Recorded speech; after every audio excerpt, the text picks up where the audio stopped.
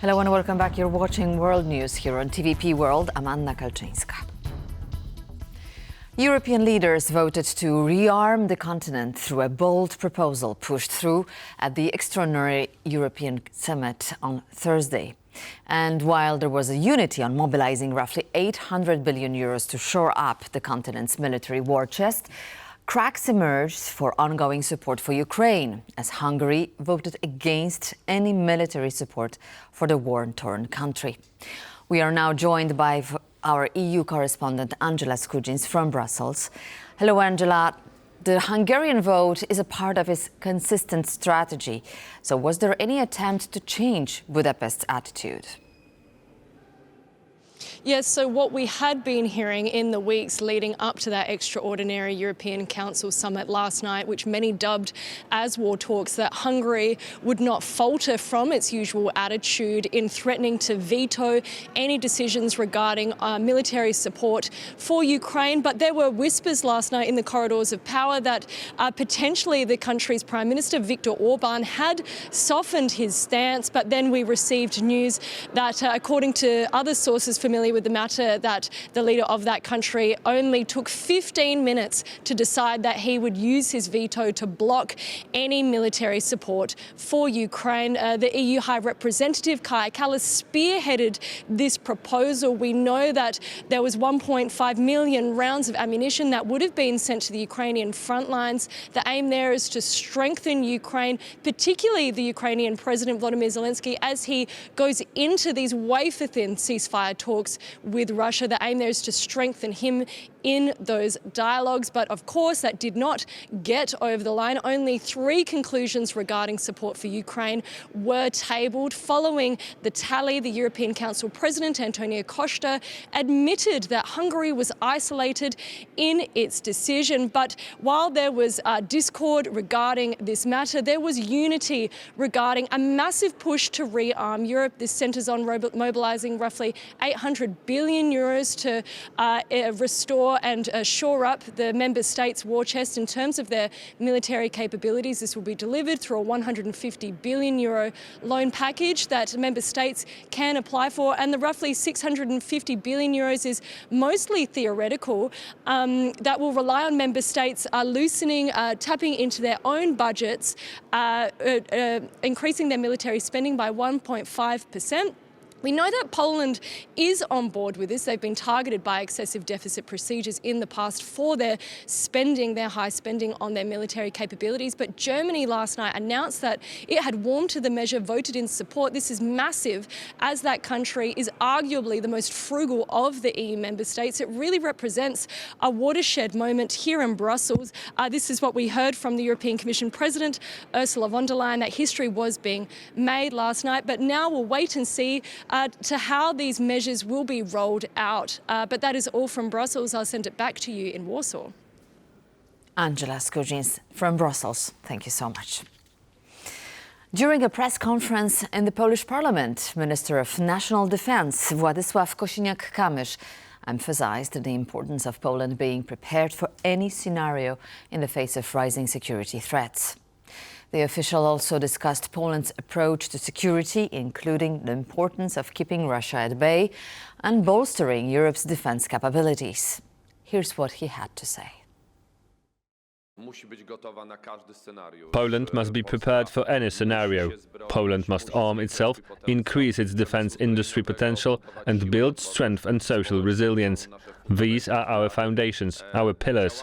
We are acting according to 3 vectors that I presented in the Sejm this week: keeping Russia as far away as possible, building a strong transatlantic alliance, and strengthening Europe.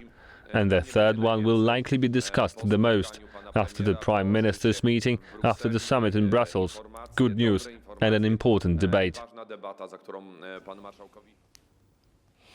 Donald Trump is not a neutral mediator. He's pressuring Ukraine while being lenient towards Russia, said Oleksiy Haran, a research advisor from the Democratic Initiatives Foundation. It's really strange to see how favorable President Trump is towards Putin and how unfavorable he is towards the victim of aggression. You know, basically, he's not even neutral mediator. He's now pushing on Ukraine, blaming Ukraine, while, you know, Russia is fine. And this is really, really strange for me. Look, because the situation is like we have aggression, and actually Russia said and continue to saying that they are not going to stop. They don't want ceasefire. They would like to keep all the territories of Ukraine that Russia annexed. They would like to get rid of any security guarantees for Ukraine. Basically, Russia do not want to stop. Today, we have actually this night, we had huge bombardment of all the Ukrainian territories, including in Kiev, in capital, where I'm staying. So, and in this situation, Mr. Trump is saying, okay, we are not going to limit Mr. Putin, but we are limiting defense capabilities of Ukraine. The United States Department is considering the closure of more than 10 American consulates, primarily in Western Europe, according to Reuters. Locations include the cities of Hamburg, Strasbourg and Florence, with consulates in Germany, France, Italy, Portugal and Brazil also potentially affected.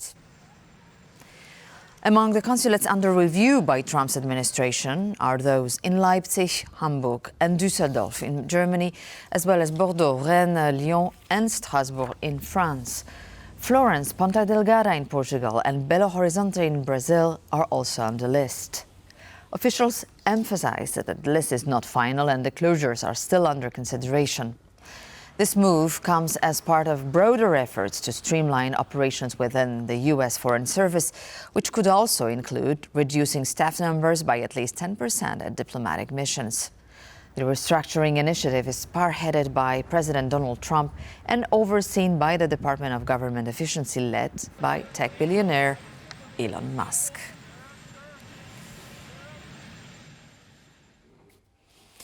President Volodymyr Zelensky has called for a sea and air truce, as well as additional pressure on Russia.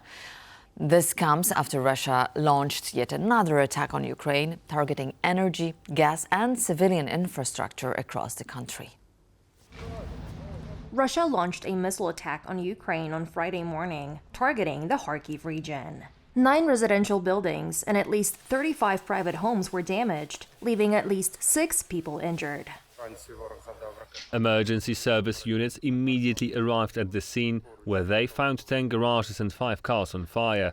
The total area affected was 200 square meters. Also damaged was an apartment on the second floor of a 3-story building, from which the rescuers saved 8 people. The strike follows last night's attack on the port city of Odessa, which caused at least 3 houses to catch fire. The number of casualties remains unknown. Footage released by the State Emergency Service of Ukraine shows local firefighters dispatched to extinguish one of the burning houses. Critical energy facilities were also damaged in the Russian strike. According to Ukrainian Energy Minister Herman Halushchenko, all necessary measures are being taken to stabilize energy and gas supply. 1 person died and 2 others were injured when a highway bridge that was being demolished collapsed in southern Belgium. A tragic accident occurred in Belgium at around 2 p.m. on Thursday as a highway bridge under demolition collapsed near La Louvière, killing 1 worker and wounding 2 others. Initial reports indicated that 1 person was missing. But at around 3 p.m., emergency services recovered the missing victim and attempted to resuscitate him. So when we arrived on the scene, the person was considered missing. Our divers went straight into the water to find him, but unfortunately he was found a good 20 minutes later. As it turned out, the person was then taken care of by the emergency doctor and the ambulance on site. And unfortunately, our efforts were not rewarded. The Labour Inspectorate in Belgium has opened an investigation into the accident. For the past 100 days, thousands of Georgians have been protesting against the ruling Georgian Dream Party, demanding new elections and the release of imprisoned demonstrators. The unrest, sparked by disputed parliamentary elections last October, has seen opposition groups accuse the government of electoral fraud and authoritarianism. Protesters are also calling for a return to a pro-European path, particularly after Prime Minister Irakli Kobakidzi's announcement in November that talks on EU accession would be delayed until 2028.